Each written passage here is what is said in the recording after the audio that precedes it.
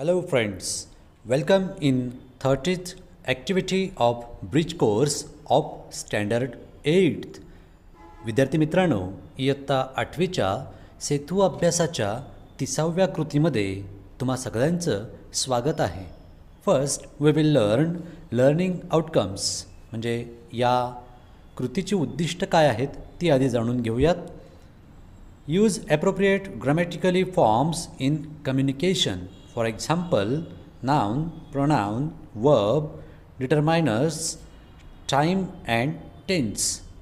आता ज्या वेळेला संवाद साधला जातो त्यावेळेला व्याकरणातील योग्य फॉर्म्सचा वापर करणं यातनं आपल्याला शिकायचं आहे. आणि ते फॉर्म्स कोणते? They are parts of speech. ते शब्दांच्या जाती आहेत. Noun, pronoun, verb, determiners and time and tense म्हणजे काळाबद्दलचे काही forms. So we will learn this from this activity. या कृतीतनं आपण हे शिकणार आहोत. Instructions for teachers and parents are not important for us, so we will skip them and we will learn instructions for students. And the instructions are, first listen to the instructions of your teacher, parent, facilitator carefully. तुमच्या शिक्षकांचे किंवा आईवडिलांचे, पालकांचे किंवा साधन व्यक्तीच्या ज्या काही सूचना आहेत त्या काळजीपूर्वक ऐका. Second, follow the instructions as per suggested guidelines. आणि ज्या पद्धतीने तुम्हाला सांगितल्या गेल्या आहेत त्या पद्धतीने त्या सूचनांचं पालन करा. Third, explore more activities related to this activity. या ॲक्टिव्हिटीशी मिळत्या जुळत्या संबंधित किंवा या कृतीसारख्या अजून इतर कृती शोधा. Then the next part is learning activity. Fill the box appropriately. Now you have given some words and they are part of speech. Review activity is given name to this activity. Classify each of the following words below the correct category. Check off your choices as you write. खाली दिलेले जे काही शब्द आहेत हे शब्द त्याच्या कॅटेगरीनुसार योग्य त्या कॉलममध्ये, योग्य त्या स्तंभामध्ये आपल्याला लिहायचे आहेत. सर्वच्या सर्व शब्द, सॉफ्टली, टेबल, स्मॉल याच्यापासून तर स्लिपीपर्यंत सर्व शब्द आपल्याला त्याच्या कॉलममध्ये लिहायचे. म्हणजे कोणता पार्ट ऑफ स्पीच आहे ते, नाऊन आहे का, वर्ब आहे का, ॲडव्हर्ब आहे का, ॲडजेक्टिव्ह आहे का, प्रिपोजिशन, कंजंक्शन, इंटरजेक्शन की वर्ब काय आहे ते आपल्याला लिहायचं आहे. And we can classify them as follow. त्यांचं आपण वर्गीकरण पुढील प्रमाणे करू शकतो. Now look at this chart. Noun table, elephant, scientist, freedom, Orleans, taco. Verb play, gather, cut, finish, color. Adjective artistic, salty, beautiful, ugly, new, color. And adverb softly, quickly, nervously, gently, anxiously. So all these words we classified according to the parts of speech or their categories. Then students, you have given the chart of parts of speech. Parts of स्पीचचा एक chart या ठिकाणी, एक diagram या ठिकाणी तुम्हाला दिलेली आहे की ज्याच्यामध्ये सर्वच्या सर्व पार्ट्स ऑफ स्पीच या ठिकाणी इन्क्लूड झालेले आहेत. ॲक्च्युली हे तुम्हाला सांगायचे आहेत. Which are the 8 parts of speech असा प्रश्न विचारल्यावर हे तुम्हाला सांगायचे आहेत आणि तुम्ही उत्तर दिल्यावर हे या ठिकाणी नोंदवायचे आहेत. नाऊन म्हणजे नाम, प्रोनाऊन सर्वनाम, वर्ब क्रियापद, ॲडजेक्टिव्ह विशेषण, ॲडव्हर्ब क्रियाविशेषण, प्रिपोजिशन शब्दयोगी, कंजंक्शन उभयान्वयी आणि इंटरजेक्शन केवल प्रयोगी अशा ह्या शब्दांच्या 8 जाती आहेत आणि त्या तुम्हाला सांगायच्या आहेत आणि याचा चार्ट तयार करायचा आहे. But we have already made it. आपण हा आधीच तयार केलेला आहे. So, and if you want to learn about the parts of speech, there was a poem in the 7th standard and there is a video on that poem as well as parts of speech also. I will give you the link in description. मी तुम्हाला डिस्क्रिप्शनमध्ये link देईल, ती तुम्ही जरूर बघा. Parts of स्पीचच्या प्रत्येक पार्टवर अगदी सगळ्याच्या सगळ्या 8च्या 8 पार्टवर डिटेलमध्ये त्या ठिकाणी समजून सांगितलेलं आहे. You will not remain any question or doubt in your mind if you watch the videos. ते व्हिडिओ पाहिल्यानंतर तुमच्या मनात कुठलीही शंका राहणार नाही, म्हणून ते व्हिडिओज जरूर बघा.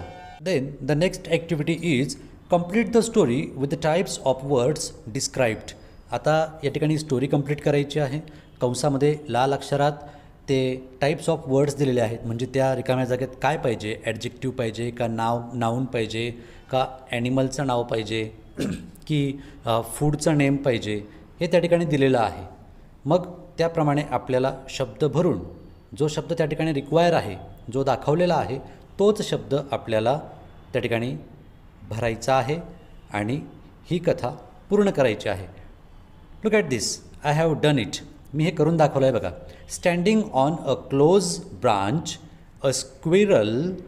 आता बघा, क्लोज म्हटलेलं आहे तिथं ॲडजेक्टिव्ह पाहिजे होता, त्यानंतर स्क्विरल लिहिलं आहे तिथं ॲनिमलचं नाव पाहिजे होतं, म्हणून मी त्या ठिकाणी स्क्विरलचं नाव टाकलेलं आहे. अ squirrel was looking at the bread. फूडचं नाव आहे म्हणून bread left on the table. म्हणजे त्या ठिकाणी जवळच झाडाच्या फांदीवर बसलेली खारुताई त्या टेबलावर शिल्लक असलेल्या त्या पावाकडे बघत होती. The squirrel checked to make sure no one was watching and jumped to the ground. आणि कुणी आपल्याला बघत नाही आहे असं बघून त्या खारुताईने जमिनीवर उडी मारली. That is when a dog. आता नाऊन म्हटलं आहे म्हणून डॉग घेतलं आहे, मी डॉग घेतलं आहे, तुम्ही एखादा मॅन पण घेऊ शकतात.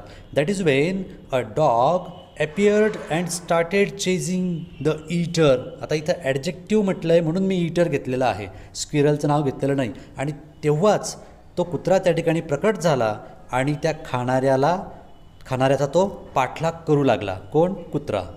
स्क्विरल. आता या ठिकाणी नाऊन फक्त नाम ॲनिमलचं सेम ॲनिमलचं नेम म्हटलं म्हणून स्क्विरल घेतलं आहे, बट इथं स्क्विरल रॅन अवे असं पाहिजे. Squirrel ran away. ती खारुताई लांब पळाली. What happened then? त्यानंतर काय झालं? The squirrel ran away without waiting. म्हणजे कुठलाही विलंब न करता, कुठलीही वाट न बघता क्षणार्धात ती लांब पळाली. The squirrel climbed on the tree. आणि ती झाडावर चढून गेली. The dog remained looking. तो कुत्रा फक्त तिच्याकडे बघत राहिला.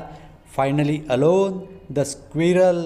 नाऊन म्हटलं आहे, सेम ॲनिमल. द स्क्विरल कुड eat the bread in peace. आणि मग जेव्हा ती झाडावर चढून गेली, मग तिने शांततेत तो पावाचा तुकडा खाल्ला. In this way, on the order, on the demand, we fill the types of the given words. त्या शब्दांचे प्रकार, पार्ट्स ऑफ स्पीच आपण त्या ठिकाणी भरलेत आणि ही कथा अशा प्रकारे आपण पूर्ण केली. You can use other words also. You can take the name of other animal or you can use other situation also. तुम्ही अजून पण इतर सिच्युएशन क्रिएट करू शकतात आणि ही कथा पूर्ण करू शकतात. But as per my point of view, I completed this story in this way. मी अशा पद्धतीने ही कथा पूर्ण केलेली आहे. Students, you have given a sentence. The boy yelled help and he saw a brave dog quickly run to the rescue. आता या वाक्यामध्ये जे जे कलर दिलेले आहेत त्या कलरनुसार तुम्हाला खाली noun, pronoun, verb, adjective, article, adverb, preposition, conjunction, interjection याच कलरमध्ये दिलेले आहेत आणि वाक्यात त्या कलरमध्ये तो शब्द आलेला आहे. आणि नाऊनचे एक्झाम्पल्स, प्रोनाऊनचे एक्झाम्पल्स, वर्बचे एक्झाम्पल तुम्हाला या ठिकाणी दिलेले आहेत.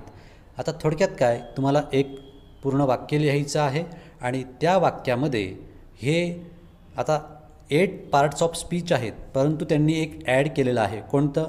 आर्टिकल. आर्टिकल वेगळं घेतलेलं आहे. आपण ते वेगळं घेत नाही सहसा. द बॉय हेच पूर्ण आपण नाऊन घेतो, किंवा अ ब्रेव डॉग, अ ब्रेव डॉग किंवा अ डॉग हे आपण पूर्ण नाव घेतो. पण ठीक आहे, आर्टिकलही वेगळं केलं तर हरकत नाही. मग तुम्ही सेंटेन्स लिहून त्या सेंटेन्समधला प्रत्येक शब्दाचा पार्ट्स ऑफ स्पीच त्या ठिकाणी लिहायचा आहे.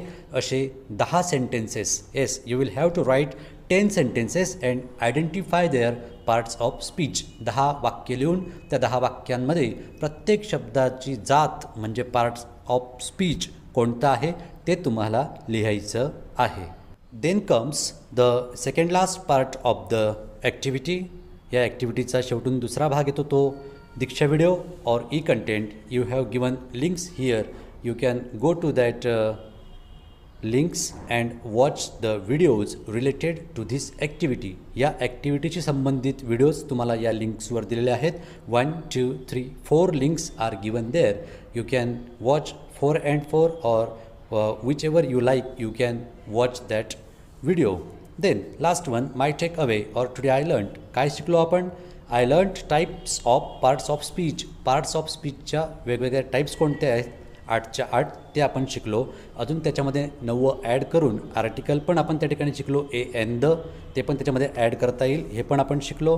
And I am able to figure out different types of parts of speech. Yes, वेगवेगळे पार्ट्स ऑफ स्पीच ओळखून ते आपण आयडेंटिफाय करू शकतो आणि ते योग्य ठिकाणी वापरून आपण स्टोरी किंवा डायलॉगसुद्धा कंप्लीट करू शकतो.